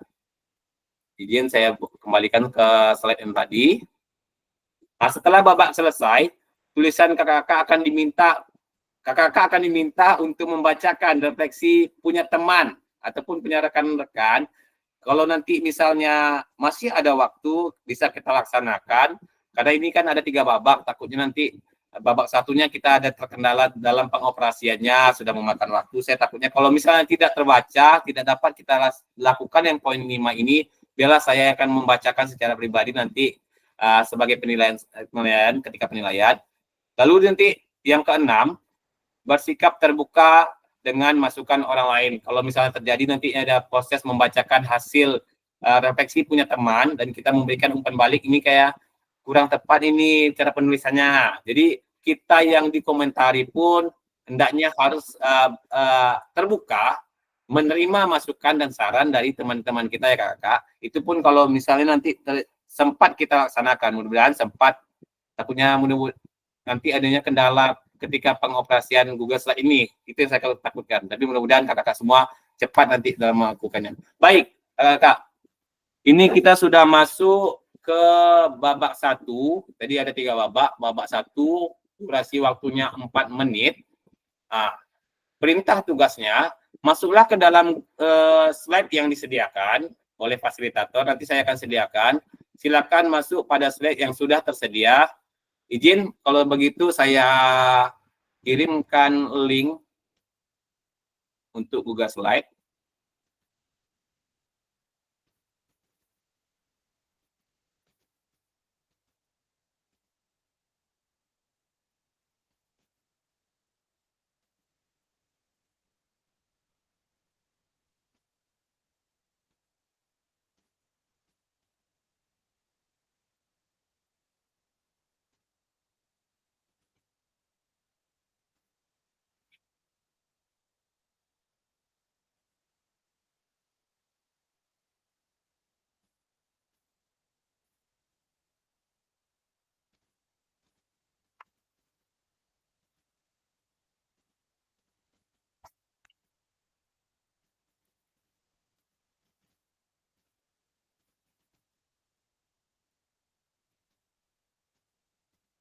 Jadi saya kirimkan di ruang chat kakak.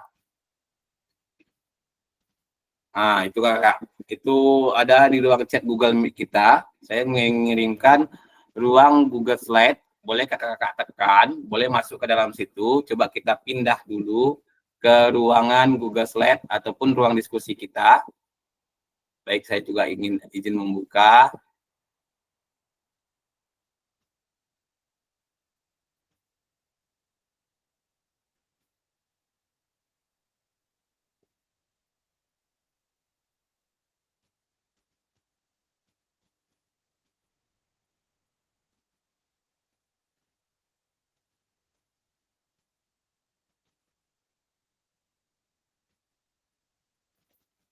Apakah sudah ada yang masuk kakak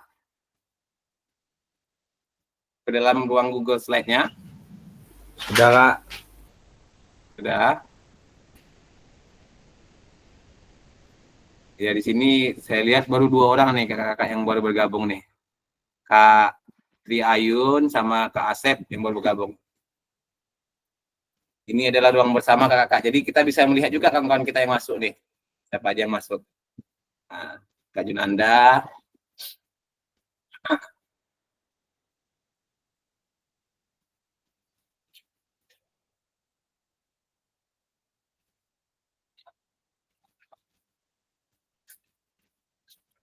Boleh kakak-kakak, Kak Junanda, Kak Asep, kalau ingin penasaran baca-baca dulu. Ini di slide-nya. Sampai ke bawah, slide di bawah itu ada ini. Kalau sampai revisi 3 babak ini, itulah tempat kakak-kakak nanti mencurahkan pendapat-pendapat kakak. Itu nanti boleh, mau di slide berapa kakak mau masuk nanti. Tuliskan namanya. Dibaca-baca aja dulu.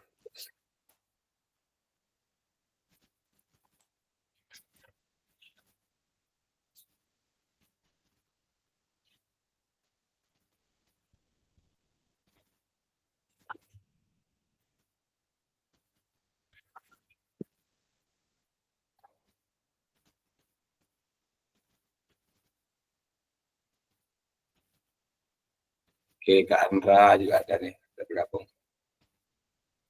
Baik kakak-kakak, di sini kakak-kakak bisa membaca dulu. Inilah revisi 3 babak, penulisan analisis refleksi menggunakan izinlah saya coba share screen juga, mungkin kakak-kakak yang lain yang mungkin menggunakan HP tidak bisa masuk bergabung ataupun masih bingung, bisa saya coba share screen, bisa diperhatikan dari link tetap Google Meet kita ini. Sebentar Kak, saya coba ganti.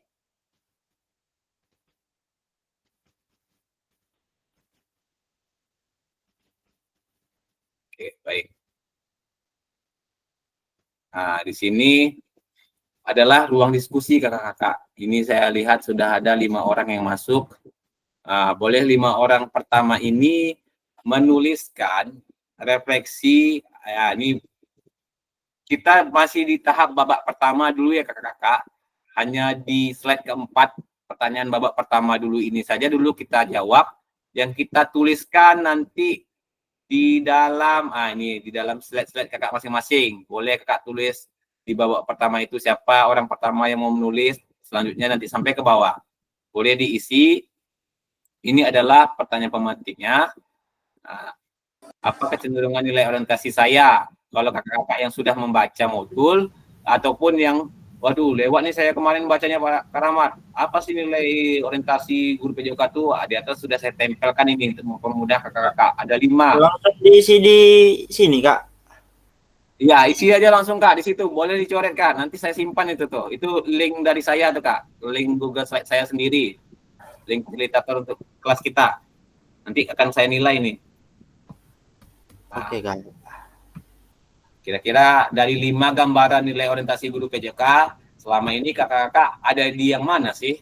Apakah disciplinary mastery ataupun penguasaan materi disiplin ilmu, atau learning process? Apakah self actualization atau aktualisasi diri?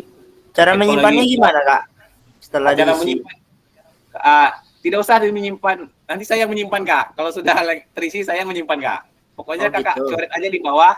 Di slide nomor 7 boleh nih. Mulainya dari slide nomor 7. Siapa yang buat isi namanya pertama? Oh, boleh. Itu babak saya di pertama. slide nomor 4 pula. Untuk menuliskan jawabannya dimulai dari slide nomor 7 sampai untuk seterusnya. Ini ada berapa slide saya lupa. 21 slide karena kita 15 ya. Berarti jangan lupa diklik bagian nama. Ini saya tuliskan nih di bagian nama. Tulis di bagian nama ini nama kita dulu. Siapa yang mau dibuat nama di paling awal. Satu slide itu satu orang ya kakak. Berarti nomor 7 itu siapa yang membuat namanya di situ. Berarti itu lembar punya peserta tersebut. Izin Kak, ini tadi pertanyaannya yang ada di babak 1 nih ya Kak? Betul Kak, ya. Yang di babak 1 dulu ya kakak. Yang di pertanyaannya ada di babak 1. Itu dulu kita di babak 1 dulu, kita coba tulis dulu. Nanti kalau sudah Tiga pertanyaan tuh Kak dijawab semua ya? siap, iya Kak, betul. Oke. Namanya gimana sih? Apa yang membuat saya menuliskan tersebut? Kira-kira apa yang membuat kakak membeli misalnya contoh learning process ya kan? Apa sih?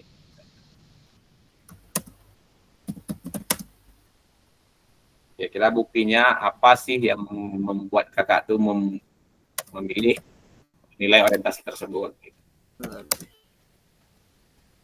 Baik, ini siapa nih yang di slide 7 nih? Ini siapa nih? Kak Asep kah? Iya Kak. Nanti jangan lupa nama Kak Asep, biar saya tahu nanti hasil tulisan siapa ya Kak Asep. Oh iya Kak. Oke, boleh tulis dulu, coba dulu Kak Asep, boleh lah. Lanjut dulu. Ya, bagi kakak yang lain, adakah kendala? Kalau ada kendala, boleh kita ini tuh saya bilang tadi kan, takutnya nanti di tahap ini akan menjadi babak diskusi panjang, takutnya materi kita yang tidak putus, takutnya. Makanya saya tadi gampangnya di sini loh kakak-kakak. Saya menyiapkan ini dari tadi malam, berpikir takutnya nanti jadi diskusi panjang di sini nih, isi materinya nggak putus. Cuman kita tidak boleh pula di dalam arti kata acu terhadap satu aplikasi terbaru. Jadi mana sih nulis namanya nih? Kok mau ya?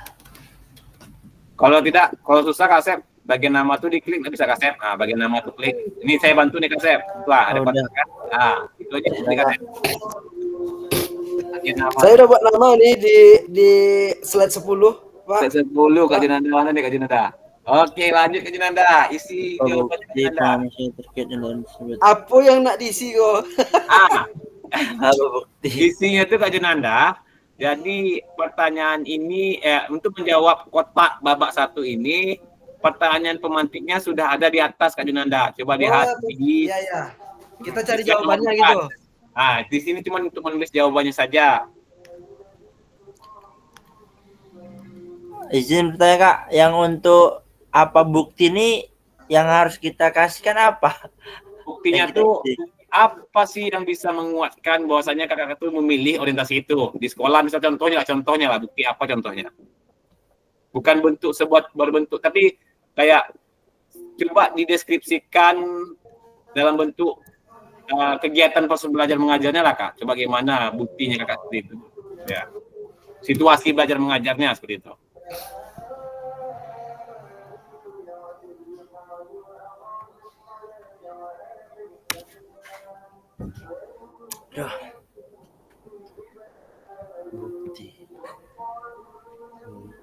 Bukti pengalaman saya. Coba aja ini sudah nulis nih. Andra Wijaya, oke sudah membuat namanya.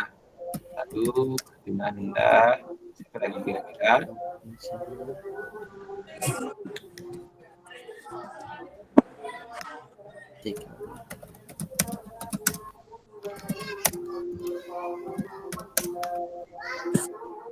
Nanti mohon izin kakak-kakak kalau ada dari kakak-kakak kita yang lain yang senior yang kesusahan, nanti kalau misalnya jarak rumahnya ataupun jarak tempat tinggalnya tidak jauh, mohon bantuannya supaya kita hendaknya nanti sama-sama masuk ketika melakukan kegiatan ini, nanti ketika lulusnya juga sama-sama gitu. Izin Kak, yang mana nih ya? Pas keder nih. Oh, Kak Haji saya. Maaf Kak Haji, saya tadi di dalam ruang Google Slide. Nah, ini boleh balik ke ruang Google. Bagaimana Kak Haji? Maaf, Google Slide-nya di mana ya?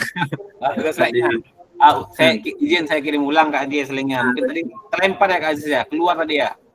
Enggak, sudah dibuka cuma hilang lagi dari buka juga tadi. Nah itu Kak Aziz, ada di ruang chatnya Kak Aziz. Ya, udah saya buka dah. Nah coba buka Kak Aziz. Langsung ada not type sama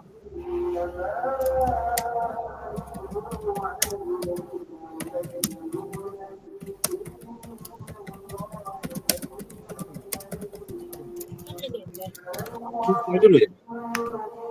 Nanti Kak Aziz diarahkan seperti ini Kak Aziz, masuk ke dalam sini langsung. Apakah sudah masuk ke ini? Aduh, ini pakai HP tadi pakai laptop. Betul ya, kalau HP takutnya nanti tak terbuka dia Kak Aziz. Makanya tadi saya ada ingatkan kalau bisa pakai laptop karena nanti ada diskusi menulis di Google Slide. Ya kalau pakai laptopnya ini nggak bisa lihat apa suara saya ke sana nggak bisa. Jadi itu tadi ada 2 saya buat ya. Oh gitu. Oh iya. Pak Rahmat, tidak cukup ini kata apa kolomnya Kak? ya sudah Kak. Gimana apa yang sesimpel aja Kak Asep, singkat padat jelas saja coba. Kemarin saya gitu juga, ini nggak cukup nih. Jadi tim pertanyaan itu balik lagi ke saya nih. Ya. Sesuaikan aja Kak Asep. Apanya aja, singkat padat jelas saja. Oke.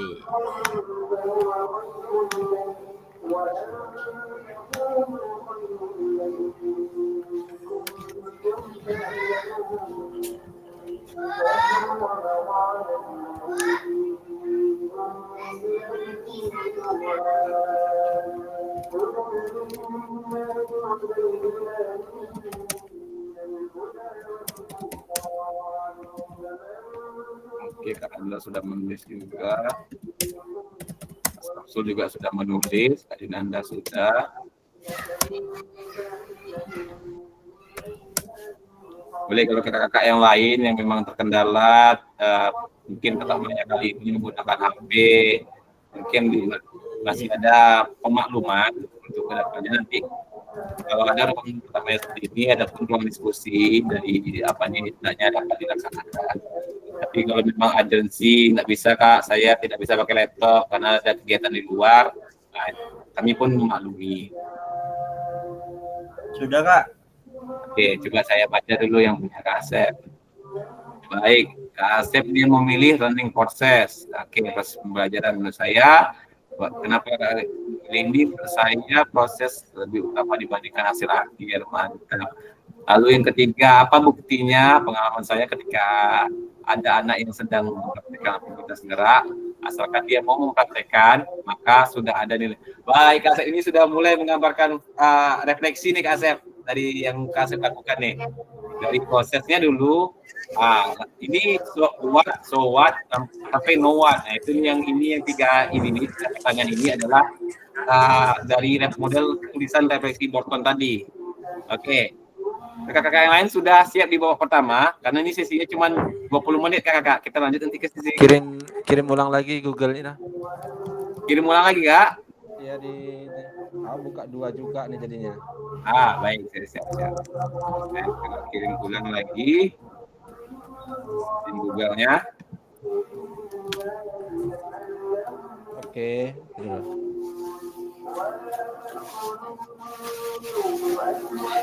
Ini kita menjawab pertanyaan pemantik kan Kak? Iya, betul Kak. Nah, ini pertanyaan pemantik yang 3 tadi, kita tuangkan di dalam ruang jawaban slide kita. Di babak per babak. Jadi kan 1 berarti ada 3 pertanyaan pemantik Kak Dinanda. Berarti 3 jawaban di babak 1 tuh. Udah masuk tuh. Coba saya izin saya tengok Kak Ajis dulu. Sudah masuk belum Kak Ajis? Kayaknya sudah nih Kak Ajis. Sudah ada tambah 1 orang. Ntar saya lihat.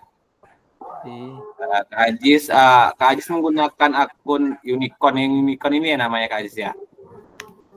Iya. Kok nama punya saya kecil ya Kak? Namanya bisa dibesar tuh Kak. Kak Asep, diklik nama bagian nama. Bagian nama Kak Asep tadi tepat-tepat kan? Gimana Kak Asep menulis nama tadi tuh? Bentar. Kalau bisa di kolom nama ini, boleh Nah, sini ini Kasep nih, saya besarkan coba nih. Ya, izin saya otak-atik sedikit nih. Ya Kak.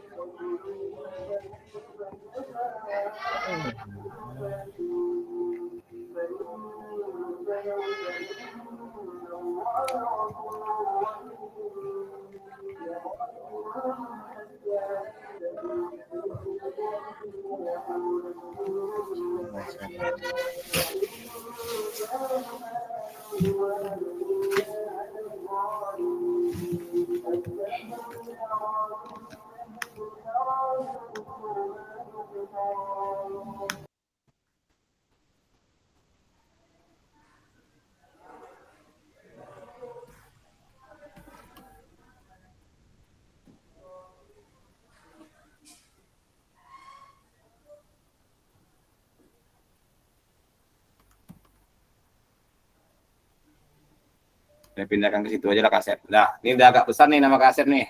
Iya Kak, terima kasih Kak. Ya. Dihapus juga tidak mau rupanya. Saya coba hapus tadi kolom itunya. Oke.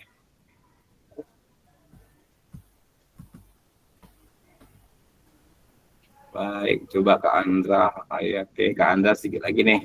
Sampai di pertanyaan pematik nomor 3, Kak Samsul Bakri, Kak Dunanda. Nah, ini Kak Aziz. Oke, Kak Aziz, semangat. Masuk nih Kak Aziz. Di slide nomor 12, Kak Aziz nih, lihat ini. Ya, siap. Nah, kan. Memang senior-senior menolak tua nih Kak Aziz nih. Mantap, saya suka seperti ini seniornya nih. Suka, ya.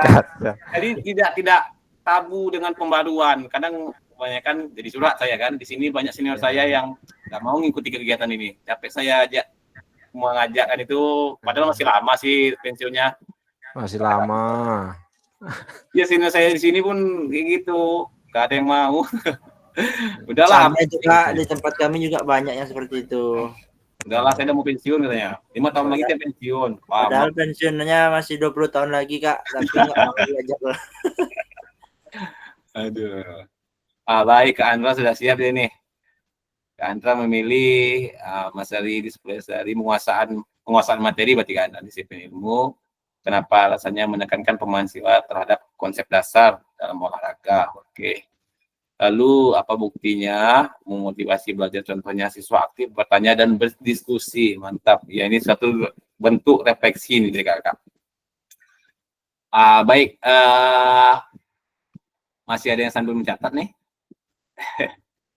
Kak Junanda, oke, orientasi nilai saya adalah keyakinan dan sikap mendasar yang dimiliki seorang terhadap memiliki aspek kehidupan. Orientasi nilai dapat mempengaruhi sikap dan perilaku seorang secara positif maupun negatif.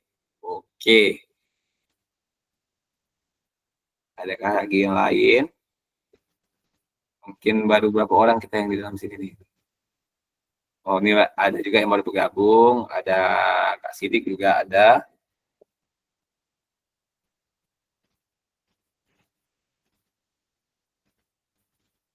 Boleh kakak-kakak yang baru bergabung, dicarilah tempat kolom slide yang masih kosong, yang bisa kakak-kakak tulis. Ya, ini Kak Yeni sudah menuliskan nama juga di slide 13, slide 11 belum ada penghuninya. 14 kosong, 15 kosong. Baik kakak-kakak yang sudah menuliskan refleksi 1, bagi juga yang belum masih mengerjakan, boleh yang belum selesai boleh dilanjutkan. Bagi yang sudah kakak-kakak, coba lihat ke pertanyaan pematik yang kedua, babak kedua. Izin yang sudah, bagi yang sudah boleh balik ke ruang tatap maya sebentar, jangan di close tab ini, balik aja ke ruang Google Meet, akan saya presentasikan sedikit.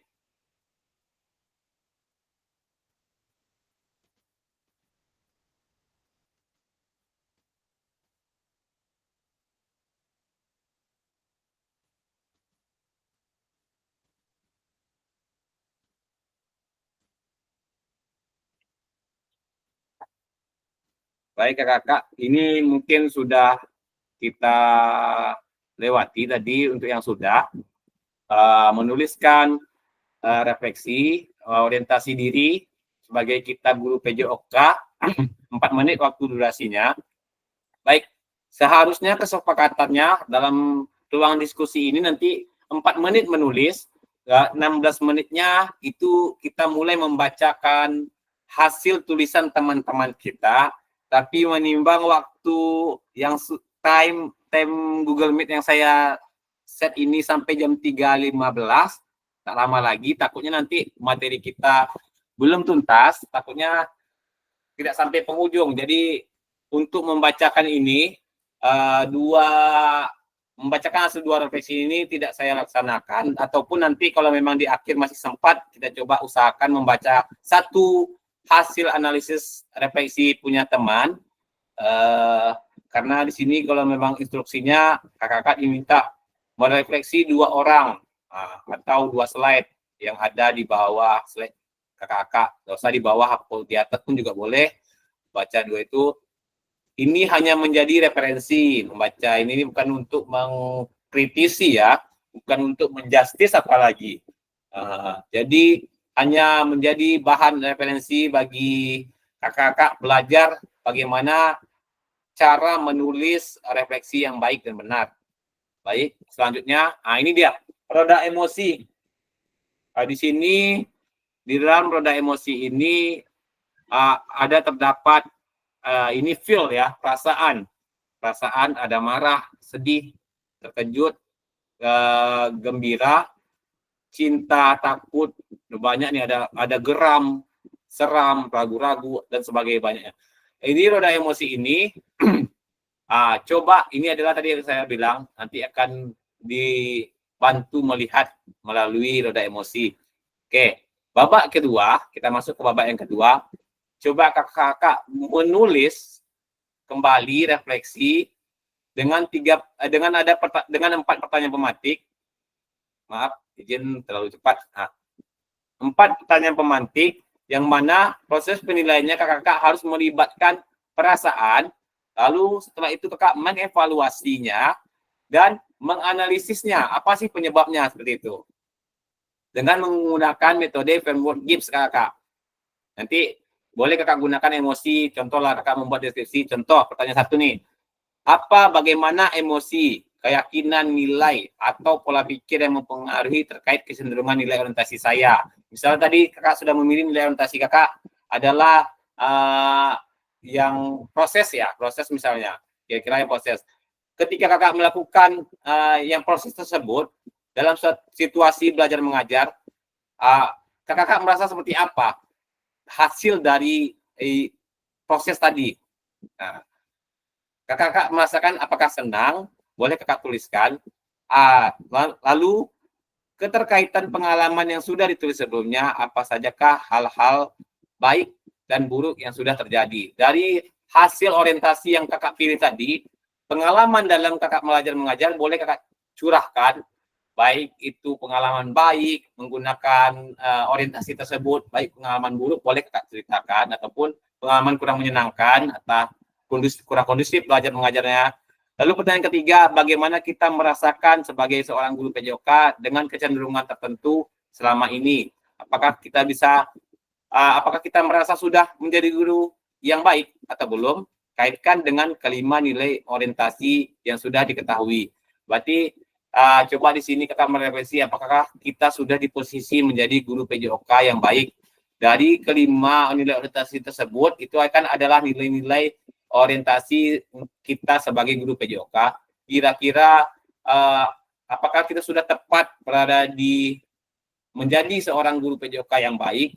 Coba dari kelima tersebut kaitkan, saya sudah merasa baik dikarenakan di antara kelima tadi itu di mana kakak letaknya seperti itu.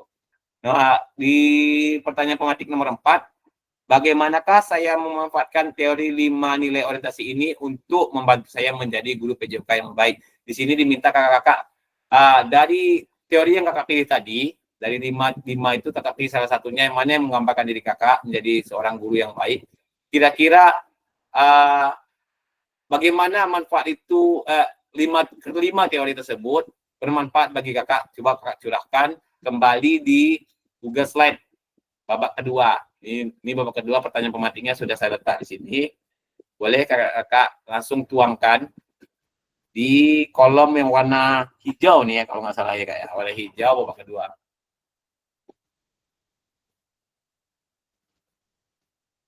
Oke, ini sudah pada menulis yang pertama nih, Kak Samsul juga sudah, tinggal nomor 3. Kak Junanda sedikit lagi, sudah tinggal perbaiki. Kak Triayun juga sudah sedang proses menilai, mengetik di babak pertama. Kak Ajis juga.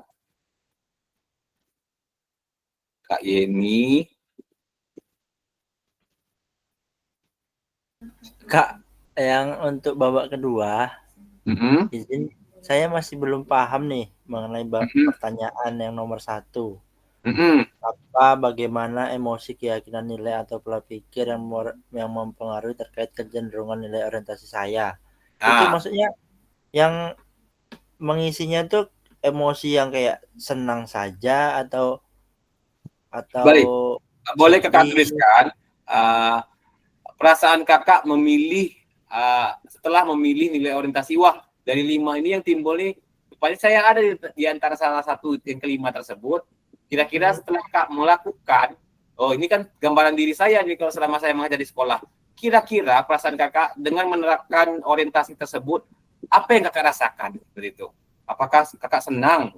Apakah wah ini kayak kurang cocok, saya memilih ini tapi nggak cocok, pantaslah ada rupanya ada 4 lagi nih nilai orientasi yang mungkin saja saya bisa pilih seperti itu. Bisa kakak ceritakan di situ kakak. Gambaran emosinya senang kah, sedih kah memilih orientasi tersebut? Oh, terima kasih kak. Yeah.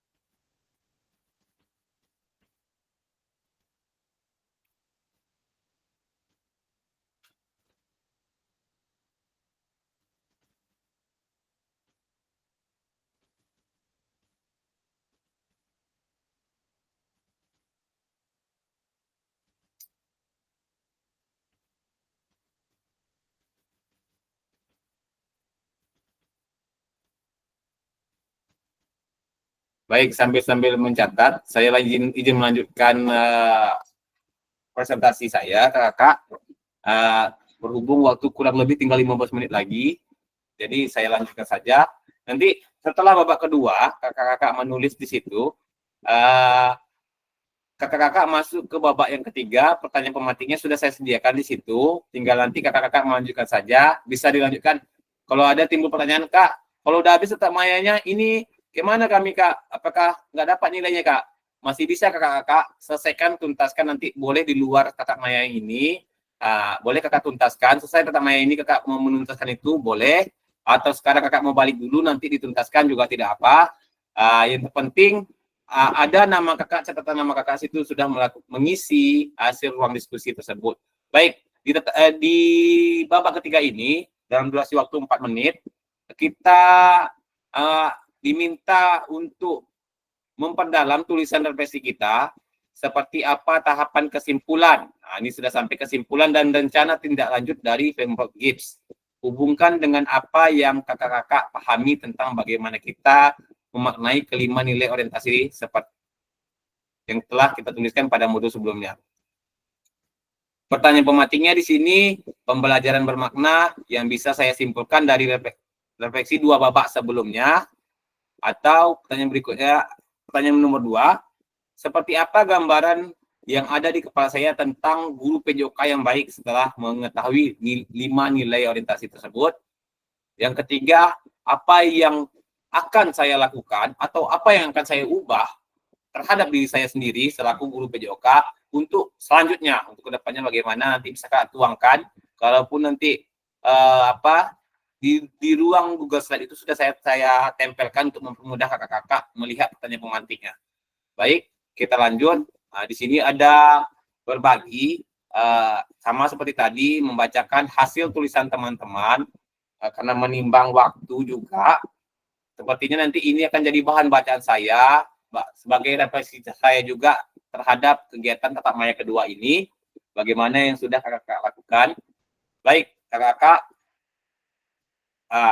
kita sampai di dua slide terakhir nih, sepertinya kakak, penutup. Di sini saya mohon izin kakak-kakak untuk yang menuliskan di Google Slide, kita tinggalkan dulu kakak-kakak, coba kita sama-sama kembali ke ruang tatap maya, karena di sini saya ingin mendengarkan pendapat dari kakak-kakak setelah mengikuti tatap maya kedua ini untuk membuat suatu kesimpulan dari pertanyaan pemantik di akhir pembelajaran kita ini. Pertama, bagaimana perbedaan tulisan refleksi saya di masing-masing babak yang ada? Adakah tulisan kakak itu berbeda dari atas dan ke bawah, dari sesi babak 1, babak 2, babak 3? Mungkin di sini kakak-kakak masih sedang proses mengisi jawaban refleksi per babaknya, tidak apa-apa, mungkin tentu saya jawab aja secara langsung. Tentu ada perbedaan. Yang di awal babak pertama itu adalah babak di mana kita mengorientasikan ataupun mendeskripsikan diri kita. Kita ini berada di posisi guru PJOK yang berorientasikan dari 5 hal tersebut, kita di mana posisi mana. Itu tahap mendeskripsikan. Di babak yang kedua, kita sudah mulai menyusun narasi, bahwasanya di situ ada melibatkan perasaan, evaluasi, dan juga analisis di situ. Setelah kita tadi awalnya menjelaskan tentang orientasi diri kita sebagai guru PJOK, lalu kita hubungkan di babak yang kedua ini dengan perasaan. Apakah sudah benar nggak saya di sini nih, gitu? Sudah tepat nggak? Sudah merasa senang nggak saya di posisi ini, guru seperti ini? Lalu setelah itu kita lanjutkan dengan evaluasi, ya kan? Kalau misalnya tidak senang, tentu ada evaluasi. Kalau kita merasa puas dengan ini, tentu ada penguatannya.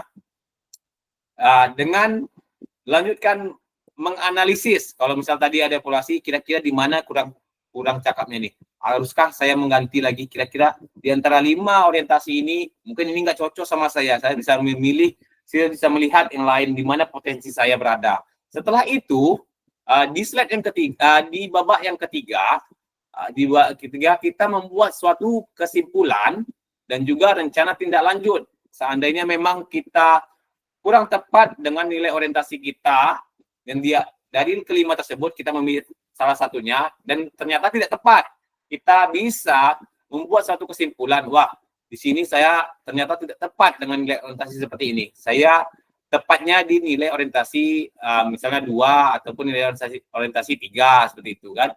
Lalu setelah itu membuat kesimpulan, kita membuat rencana tindak lanjut, suatu perubahan ataupun perbaikan ataupun penguatan kita.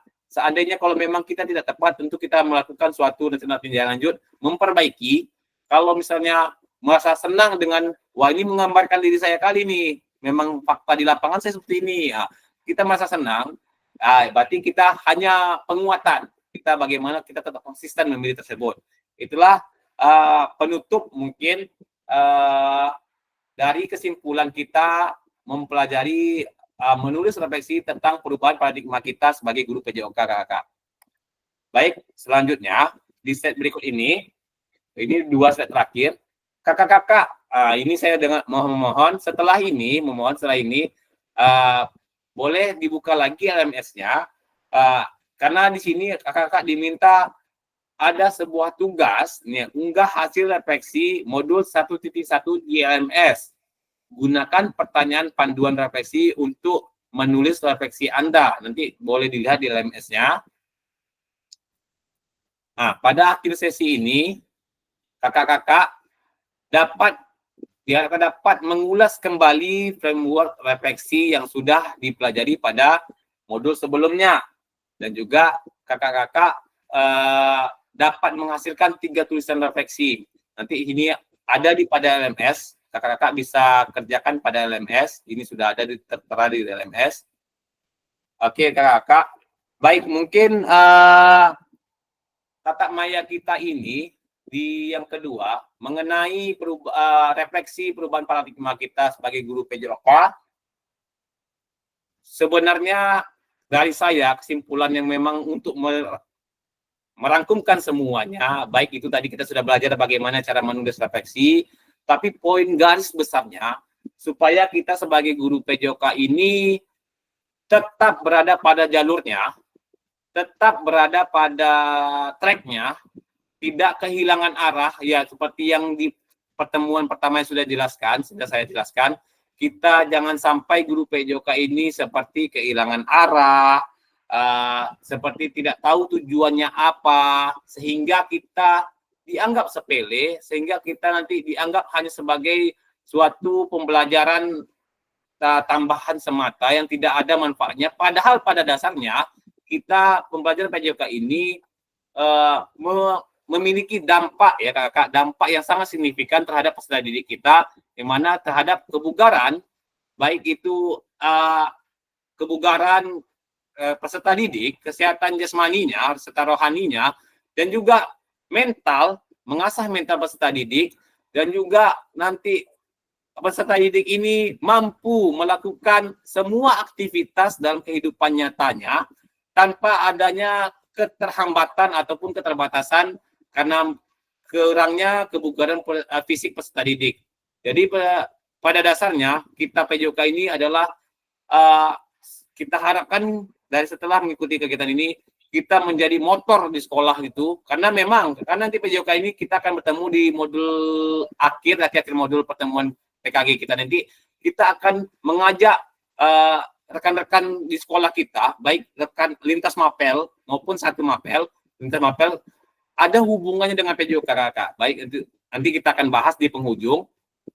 Jadi juga ditekankan juga semoga proses pembelajaran kita dapat hendaknya berpusat pada peserta didik, yang mana kita memberikan keleluasan, kebebasan kepada peserta didik untuk supaya peserta didik ini mampu mengembangkan aktivitas geraknya, mampu memperdalam aktivitas geraknya sehingga dia tanpa kita sadari, tanpa pun dia sadari, dia sudah mau melakukan aktivitas geraknya, bagaimana gerak tersebut relevan dengan kehidupannya, dan juga suatu proses pembelajaran yang kita lakukan nantinya hendaknya setelah ini dapat bermakna, mengesankan kepada peserta didik.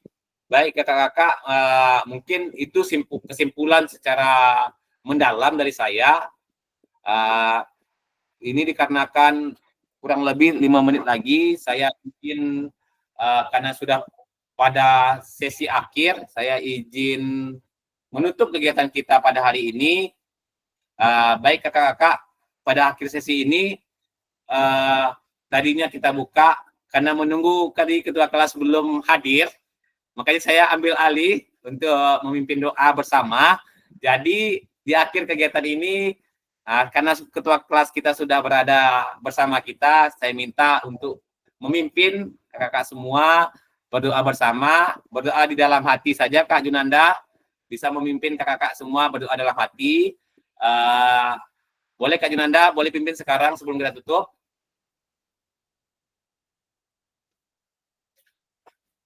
Mic-nya dibuka Kak Junanda. Lupa.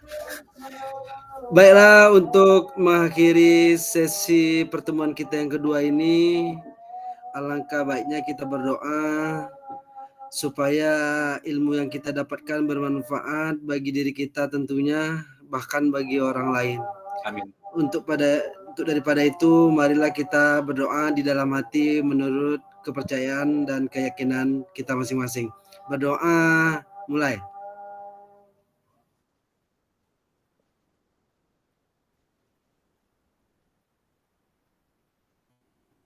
Selesai.